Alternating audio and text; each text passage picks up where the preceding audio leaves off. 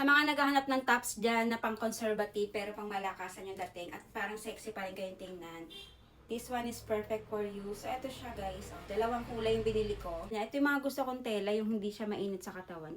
Ito yung navy blue, sinuot ko na siya. Diba, ang ganda niyang tingnan. Ayan guys, oh.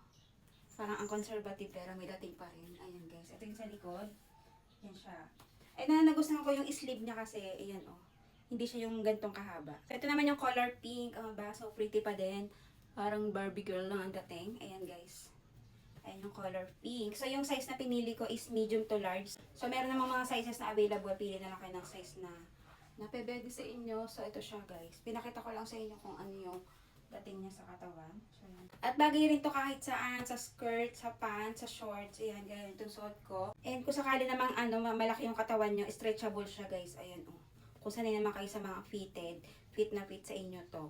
Marami tong color na available. So, kung gusto nyo din, ilalagay ko na lang yung link sa ating yellow basket and then check out nyo na yan.